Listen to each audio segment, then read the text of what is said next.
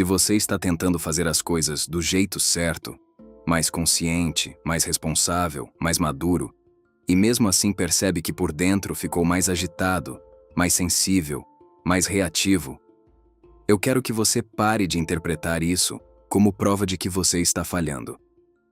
Existe um momento curioso quando alguém começa a mudar padrões na própria vida.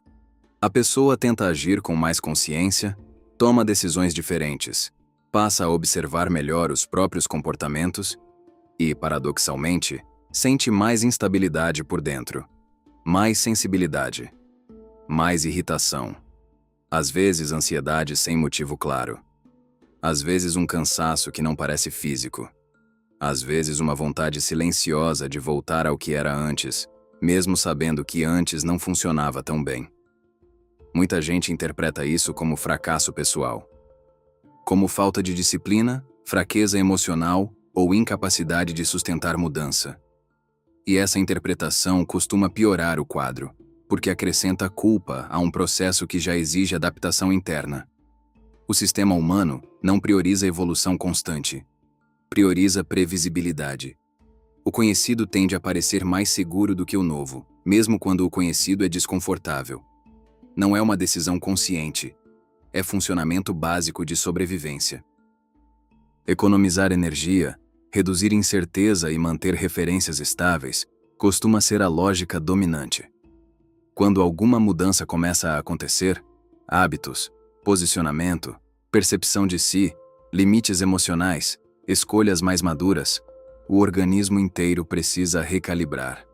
E recalibração raramente é silenciosa. Ela produz atrito, produz sensação de deslocamento. Às vezes produz a impressão de que algo piorou, quando na prática apenas saiu do automático. Essa fase intermediária costuma ser pouco falada. Fala-se muito sobre decisão e sobre resultado, mas pouco sobre o meio do caminho, onde a pessoa ainda não voltou totalmente ao antigo e ainda não consolidou o novo. É um território instável, onde dúvidas aumentam e a autocrítica costuma ganhar volume. Sentir mais não significa necessariamente estar pior. Muitas vezes significa que certos mecanismos deixaram de anestesiar como antes. Algumas respostas emocionais ficam mais visíveis quando o piloto automático perde força. Isso pode ser desconfortável, mas também é parte do ajuste. O problema não costuma ser a oscilação em si. O problema costuma ser a interpretação apressada dela. Quando a pessoa lê instabilidade como falha pessoal, entra num ciclo de cobrança, e a cobrança frequentemente gera mais tensão interna. A tensão pede alívio rápido, e o alívio rápido costuma ser retorno ao padrão conhecido. Existe uma diferença grande entre atravessar um ajuste e se punir durante o ajuste. A travessia pede observação, consistência possível e algum grau de maturidade emocional. A punição costuma trazer pressa, rigidez e desgaste desnecessário. Nem toda sensação de piora indica erro. Às vezes indica movimento. Existe um ponto pouco comentado em qualquer processo de mudança pessoal: o intervalo entre decidir diferente e realmente estabilizar esse novo jeito de viver. Esse intervalo costuma ser desconfortável. Não porque algo esteja necessariamente dando errado, mas porque o organismo inteiro ainda está tentando entender onde se apoiar. Durante muito tempo, a maioria das decisões que você tomou foi baseada em familiaridade. Não necessariamente no que era melhor, mas no que era conhecido. O conhecido tem mapa. O novo ainda não tem. E o cérebro prefere mapa imperfeito a território desconhecido. Quando alguma mudança começa a acontecer, postura mais consciente, novos limites, escolhas menos impulsivas, tentativa real de sair de padrões antigos, o sistema não interpreta automaticamente como evolução. Muitas vezes interpreta como instabilidade. Isso pode aparecer como ansiedade difusa, irritação fora de proporção, sensação de cansaço emocional ou até vontade repentina de abandonar aquilo que você mesma decidiu construir. Não é incoerência moral, é adaptação. Existe uma ideia vendida com frequência de que mudança consciente traz alívio imediato. Às vezes traz, muitas vezes não. Muitas vezes primeiro traz percepção. E percepção aumenta a sensibilidade. O que antes passava despercebido começa a incomodar. O que antes era automático passa a exigir escolha. Escolher cansa mais do que repetir. Por isso, esse período costuma ser mal interpretado. A pessoa sente mais turbulência interna e conclui que piorou. Só que, em vários casos, não piorou. Apenas parou de anestesiar certas coisas como antes. Isso dá a sensação de exposição. Como se as emoções estivessem mais altas, quando na verdade estão apenas menos abafadas. Outro fator é a reorganização de identidade. Sempre que você muda comportamento de forma consistente, mexe também na forma como se vê. E identidade não muda sem algum grau de atrito. O antigo ainda puxa, o novo ainda não firmou. Essa tensão costuma gerar dúvida. Será que isso é mesmo para mim? Será que eu sustento? Será que não era mais fácil antes? Essa dúvida não significa incapacidade. Frequentemente significa transição. O problema começa quando a instabilidade é interpretada como prova de erro pessoal. Quando surge autocrítica excessiva, cobrança prematura ou pressa para sentir resultado emocional. Pressa, nesse contexto, costuma produzir exatamente o que a pessoa quer evitar: retorno ao padrão antigo, simplesmente porque ele exige menos esforço cognitivo. Mudança real não costuma ser dramática. É mais silenciosa e mais repetitiva do que parece de fora. Ela envolve pequenos ajustes sustentados tempo suficiente para que o sistema pare de interpretar aquilo como ameaça. Até lá, alguma oscilação é esperada. Isso não transforma o processo em fácil, mas transforma em compreensível. E quando algo é compreensível, a tendência é que a reação deixe de ser punitiva e passe a ser estratégica. Nem todo desconforto indica retrocesso. Às vezes indica deslocamento. Quando alguém entra nesse período de transição, a resistência raramente aparece de forma explícita. Quase ninguém acorda pensando, não quero mudar. O que costuma aparecer são versões mais sutis disso. Justificativas convincentes, reações emocionais aparentemente desproporcionais, ou comportamentos que, na superfície, parecem razoáveis, mas no fundo, funcionam como manutenção do padrão antigo. Uma forma comum é a procrastinação sofisticada. Não é simplesmente evitar algo. É adiar com argumentos plausíveis, falta de tempo, necessidade de preparação melhor, prioridade em outras demandas. Tudo parece coerente, e muitas vezes é. O ponto é que, quando esse adiamento se repete justamente nas áreas onde existe tentativa de mudança, vale observar se não há desconforto com o novo sendo racionalizado como prudência. Outra manifestação frequente é a irritação. Pequenas situações começam a pesar mais do que antes. Conversas comuns passam a gerar desgaste. A tolerância diminui. Isso costuma ser interpretado como perda de controle emocional ou impaciência sem causa. Mas frequentemente é sobrecarga. Mudar exige processamento interno maior, e o sistema, temporariamente, fica menos disponível para absorver estímulos adicionais. A autocrítica também tende a aumentar nesse período. Não necessariamente porque você está fazendo pior, mas porque está mais consciente. E consciência sem equilíbrio facilmente vira cobrança excessiva. O pensamento deixa de ser apenas observação e vira julgamento. Eu deveria estar melhor? Já devia ter resolvido isso. Outras pessoas conseguem, por que eu não? Essa linha de raciocínio raramente ajuda a consolidar mudança. Normalmente só acelera desgaste. Existe ainda uma forma menos comentada de resistência: o entorpecimento. Não se trata apenas de distração casual, mas de um aumento na busca por estímulos que anestesiem temporariamente a tensão interna. Pode ser excesso de conteúdo, trabalho sem pausa, consumo impulsivo de informação ou qualquer atividade que reduza o contato com a própria instabilidade. Não é necessariamente preguiça ou desinteresse. Muitas vezes, é tentativa de autorregulação sem ferramentas mais conscientes. O ponto central é que essas manifestações não costumam indicar fraqueza de caráter, indicam sistema em adaptação. A questão não é eliminar completamente essas respostas, o que raramente acontece de forma imediata, mas reconhecê-las cedo o suficiente para que não definam o rumo das decisões. Quando a pessoa identifica o mecanismo, a reação tende a mudar. Em vez de autocrítica automática, surge observação. Em vez de desistência impulsiva, surge ajuste gradual. Em vez de interpretar instabilidade como fracasso, começa a surgir a leitura de processo. Isso não elimina desconforto, mas reduz a tendência de autossabotagem. Porque a maioria dos retrocessos não acontece por incapacidade real.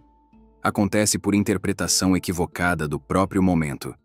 Nem sempre a resistência é oposição consciente. Muitas vezes, é apenas tentativa do sistema de voltar ao que ele conhece. E compreender isso muda a forma como se atravessa a fase. Outro aspecto pouco compreendido nesse período é a relação com os próprios pensamentos. Existe uma tendência quase automática de tratar pensamento como diagnóstico. Se a mente produz uma frase crítica, muita gente assume que aquilo descreve a realidade com precisão. Mas pensamento é evento mental, não veredito. Ele surge por associação, memória, hábito cognitivo e estado emocional. Especialmente em momentos de mudança, o volume desse tipo de narrativa costuma aumentar. Isso acontece porque o cérebro trabalha com previsibilidade. Sempre que o cenário muda, ele busca referências antigas para reduzir incerteza. Às vezes isso aparece como alerta útil. Outras vezes, aparece como autocrítica exagerada, dúvida persistente ou antecipação negativa. A função inicial é proteção. O efeito prático nem sempre ajuda. Uma mudança relevante costuma exigir também um reposicionamento de identidade. E identidade não se ajusta apenas com decisão racional. Existe um período em que a pessoa ainda pensa como antes, mesmo já tentando agir diferente. Esse desalinhamento temporário pode gerar a sensação de incoerência interna. A pessoa faz algo novo, mas o pensamento ainda pertence ao padrão antigo. Isso cria ruído. Nesse cenário, não é raro que a mente produza interpretações rápidas. Isso não é sustentável. Você vai voltar ao que era. Não adianta insistir. Nem sempre essas frases representam incapacidade. Muitas vezes representam apenas o sistema testando estabilidade. O cérebro verifica se aquilo é passageiro ou consistente. Até entender que é consistente, ele tende a questionar. O problema não está na existência do pensamento crítico.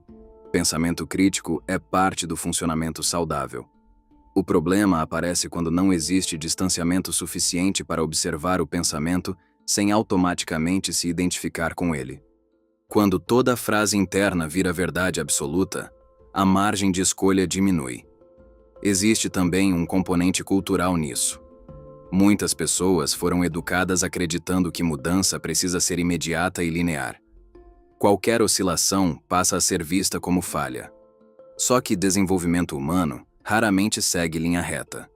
Ele se parece mais com ajuste progressivo, com avanços, pequenas regressões temporárias e estabilizações graduais. Outro ponto importante é o impacto da atenção. Quanto mais foco você coloca em sinais de erro, maior a probabilidade de amplificá-los. Isso não significa ignorar dificuldades. Significa reconhecer que a atenção seletiva influencia a percepção de realidade. Se a pessoa só observa a instabilidade, ela perde de vista pequenas evoluções que já estão acontecendo. Esse processo exige maturidade emocional. Não no sentido de nunca oscilar, mas no sentido de não transformar cada oscilação em crise de identidade. A diferença é sutil, mas relevante. Oscilar é humano. Construir narrativa catastrófica sobre a oscilação é escolha aprendida. Com o tempo, quando a mudança começa a se consolidar, o volume desses pensamentos tende a diminuir. Não porque desaparecem totalmente, mas porque deixam de ocupar o centro das decisões. A pessoa passa a agir com base em direção, não em ruído momentâneo. Nem todo pensamento merece autoridade. Às vezes, ele é apenas sinal de que algo novo ainda está sendo integrado. Existe ainda um fator externo que muitas vezes passa despercebido nesse período de transição: o ambiente. não apenas o ambiente físico, mas o conjunto de estímulos emocionais, sociais e informacionais que você consome diariamente. Mudar padrões internos enquanto o ambiente continua reforçando os antigos costuma gerar desgaste adicional. O sistema humano é sensível à repetição. Aquilo que você escuta com frequência, aquilo que você observa, as conversas que mantém, os conteúdos que consome, tudo isso funciona como referência constante para o cérebro. Mesmo quando você decide agir diferente, se os estímulos ao redor continuam apontando para o antigo padrão, a adaptação tende a ser mais lenta. Isso não significa que seja necessário isolamento ou ruptura radical. Significa apenas reconhecer que certos períodos exigem algum nível de proteção cognitiva e emocional. Reduzir ruído não é fragilidade, é estratégia, principalmente quando o sistema ainda está consolidando novos referenciais. Outro ponto frequentemente negligenciado é o custo energético de explicar demais o próprio processo. Muitas pessoas, ao perceberem mudanças internas, sentem necessidade de justificar isso constantemente para quem está ao redor. Explicam decisões, defendem escolhas, tentam validar o próprio movimento. Isso consome energia mental significativa. Nem toda transformação precisa de testemunha constante. Em muitos casos, a consolidação acontece com mais estabilidade quando existe menos necessidade de aprovação externa. Isso não significa frieza ou distanciamento emocional. Significa apenas autonomia crescente. Existe também a influência da comparação. Ambientes altamente comparativos tendem a aumentar a ansiedade durante fases de ajuste.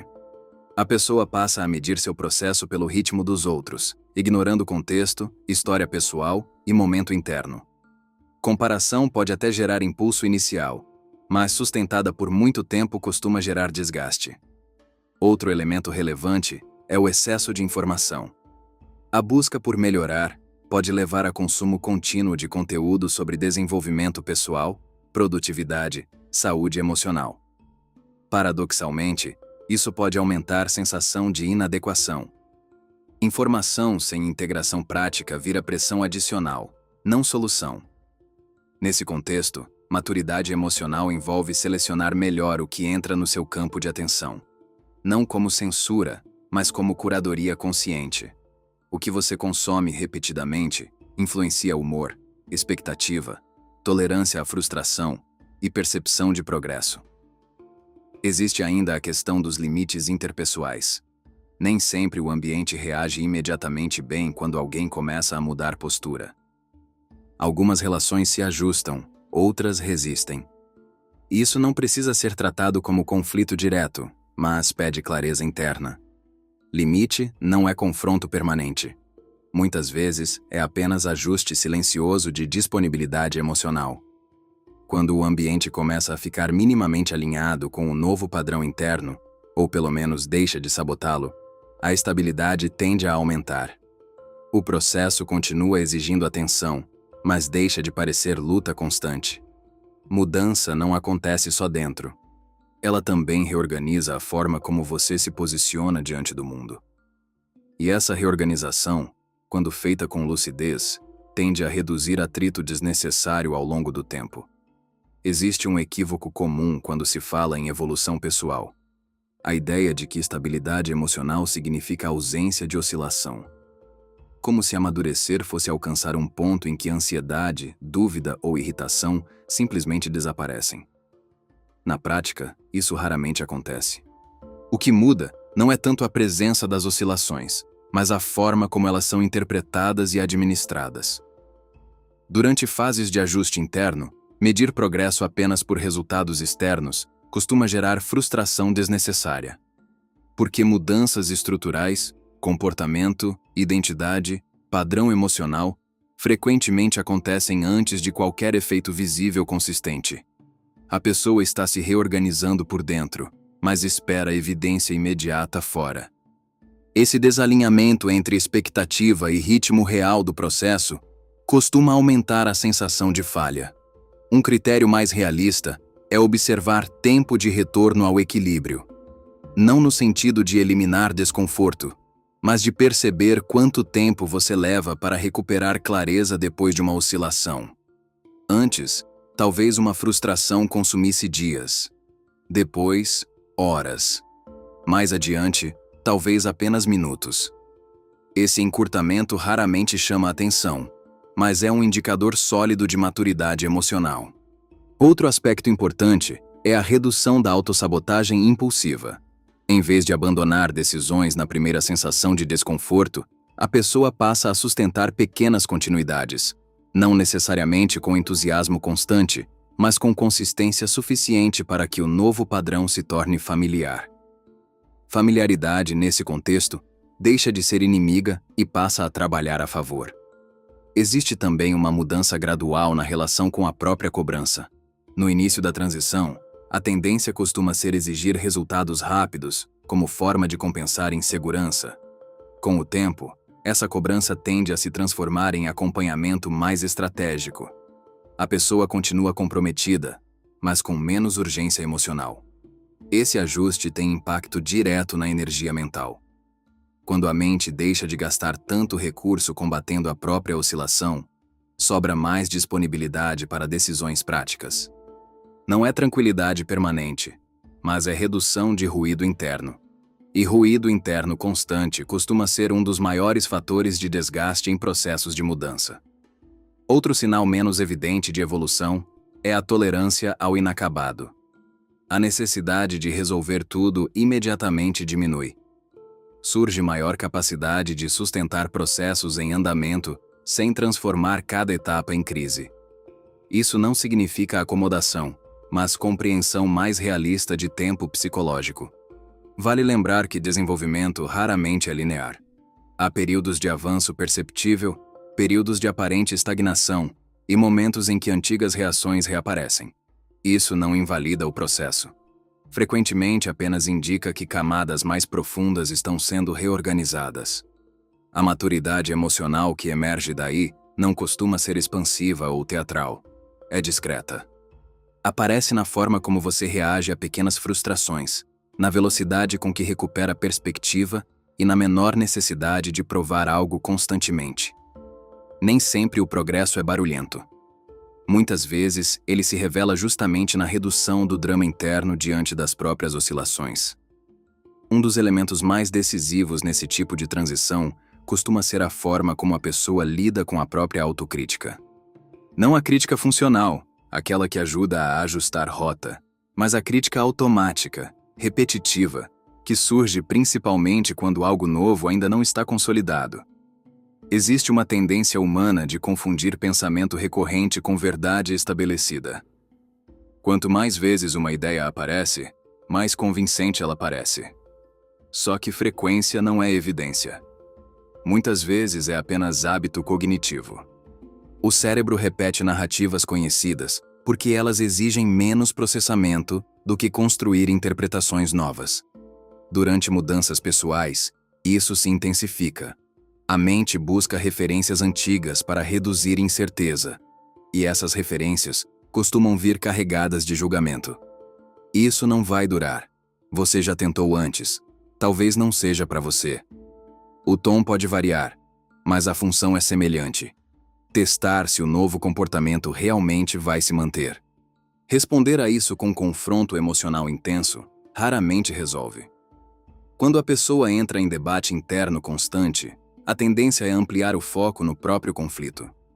O pensamento ganha centralidade. Quanto mais energia emocional se coloca nele, mais ele se repete. Não porque esteja correto, mas porque está sendo reforçado. Existe uma diferença importante entre observar um pensamento e se fundir a ele. Observar permite análise. Fusão gera reação automática. Essa distinção, embora simples na teoria, costuma exigir prática de atenção ao próprio funcionamento mental. Não no sentido de controlar cada pensamento, algo praticamente impossível, mas de perceber quando um conteúdo interno está tentando assumir autoridade indevida. Outro fator relevante é a expectativa de coerência imediata. Muitas pessoas acreditam que, ao decidir mudar, deveriam sentir alinhamento total entre pensamento, emoção e comportamento quase instantaneamente. Na prática, isso raramente acontece. O comportamento costuma mudar primeiro, o pensamento acompanha depois, e o emocional tende a estabilizar por último. Enquanto esse alinhamento não ocorre, é comum experimentar sensação de contradição interna.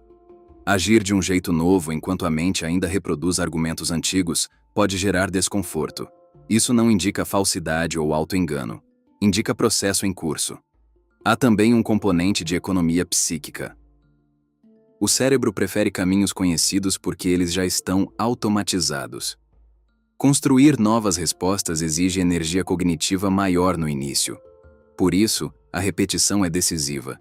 Não pela ideia simplista de que repetir programa o cérebro, mas porque familiaridade reduz custo mental ao longo do tempo.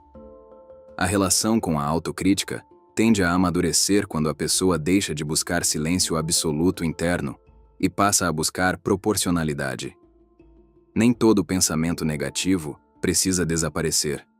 Muitas vezes basta que ele deixe de determinar comportamento. Esse ajuste reduz desgaste. Permite continuidade mesmo sem entusiasmo constante. E continuidade, nesse contexto, costuma ser mais relevante do que motivação momentânea. Nem todo ruído interno exige resposta. Às vezes, exige apenas perspectiva suficiente para que ele não defina a direção. Outro ponto decisivo nesse tipo de processo é a relação com consistência. Existe uma expectativa cultural forte de que mudança verdadeira precisa vir acompanhada de motivação constante. Como se sentir vontade fosse pré-requisito para a continuidade. Na prática, motivação oscila. O que sustenta a mudança ao longo do tempo costuma ser outra coisa: estabilidade mínima suficiente para continuar, mesmo quando o entusiasmo não aparece. Essa distinção muda a forma como a pessoa interpreta os próprios dias. Se o critério for motivação, qualquer oscilação parece retrocesso. Se o critério for continuidade possível, a oscilação passa a ser parte do processo, não sinal de fracasso. Consistência não significa intensidade máxima todos os dias. Significa manter alguma direção mesmo com variação emocional. Às vezes, isso se traduz em passos pequenos. Às vezes, apenas na decisão de não abandonar completamente o movimento iniciado. Pequenos graus de continuidade tendem a produzir mais estabilidade do que ciclos alternados de grande esforço seguidos de desistência. Existe também uma relação direta entre consistência e previsibilidade interna. Quando o sistema começa a perceber que determinado comportamento novo não é episódico, mas repetido ao longo do tempo, a sensação de ameaça diminui. O que antes exigia esforço consciente começa gradualmente a se integrar ao automático. Esse é um dos momentos em que a mudança deixa de parecer esforço constante e passa a parecer parte da identidade. Outro fator relevante é a tolerância ao ritmo real do processo. A pressa costuma gerar dois efeitos pouco produtivos: cobrança excessiva e comparação constante. Ambos aumentam tensão interna e reduzem a probabilidade de continuidade sustentável. Ajustes profundos geralmente seguem um tempo psicológico próprio, que nem sempre coincide com expectativas externas. Nesse percurso, surgem inevitavelmente dias de menor clareza, menor energia ou maior dúvida. Interpretar esses dias como exceção administrável costuma ser mais funcional do que tratá-los como prova de incapacidade. A diferença parece sutil, mas impacta diretamente a forma como a pessoa retoma a direção depois de uma oscilação. Há ainda um aspecto menos visível: a construção de confiança interna. Cada vez que você atravessa uma fase instável sem abandonar completamente suas decisões, reforça a percepção de que consegue sustentar mudanças mesmo sem cenário ideal. Essa confiança não costuma surgir de grandes conquistas pontuais, mas da repetição de pequenas permanências. Com o tempo, a necessidade de vigilância constante diminui. O comportamento novo passa a exigir menos esforço deliberado. Não porque se tornou fácil, mas porque se tornou familiar. Familiaridade, que antes sustentava padrões antigos, começa então a trabalhar a favor do novo. Esse é um dos sinais mais discretos de amadurecimento emocional. Menos dependência de motivação e mais capacidade de continuidade. Não elimina oscilações, mas reduz a influência delas na direção geral. Mudança consistente raramente é espetáculo. Normalmente é repetição silenciosa, até que o novo deixe de parecer novo. Nem toda mudança acontece com sensação de avanço imediato. Às vezes o que aparece primeiro é instabilidade. Não porque algo esteja dando errado, mas porque estruturas antigas estão sendo deslocadas e as novas ainda não ganharam firmeza suficiente. Esse intervalo costuma ser desconfortável, e muitas pessoas desistem exatamente aí, não por falta de capacidade, mas por interpretar a oscilação como prova de erro. A leitura apressada transforma ajuste em fracasso, e o fracasso percebido costuma levar de volta ao que já era conhecido, mesmo que não fosse satisfatório. Existe uma diferença importante entre dificuldade e inadequação. Dificuldade costuma fazer parte de qualquer reorganização mais profunda. Inadequação é outra coisa. Confundir as duas gera decisões precipitadas, geralmente motivadas mais pelo alívio imediato do que por clareza. Com o tempo, quando o novo padrão começa a se repetir sem tanta resistência interna, a sensação muda. O que antes exigia esforço consciente passa a demandar menos energia. Não porque deixou de ter importância, mas porque deixou de ser estranho. Familiaridade, que antes mantinha padrões antigos, passa a sustentar o que foi construído depois. Isso raramente acontece de forma linear. Há avanços, pausas, ajustes e pequenas recaídas pontuais. O que tende a diferenciar quem consolida mudança de quem abandona não é a ausência de oscilação, é a forma como essas oscilações são interpretadas e administradas. Menos dramatização costuma significar mais continuidade. Menos urgência costuma significar mais estabilidade. Menos autocrítica punitiva costuma significar mais maturidade emocional. Nem sempre é um processo visível para quem está de fora. Muitas das mudanças mais consistentes acontecem silenciosamente, na forma como você passa a reagir, decidir e sustentar escolhas ao longo do tempo. E, muitas vezes, o sinal mais confiável de que algo está se reorganizando não é euforia. É uma sensação gradual de coerência interna, discreta, mas estável.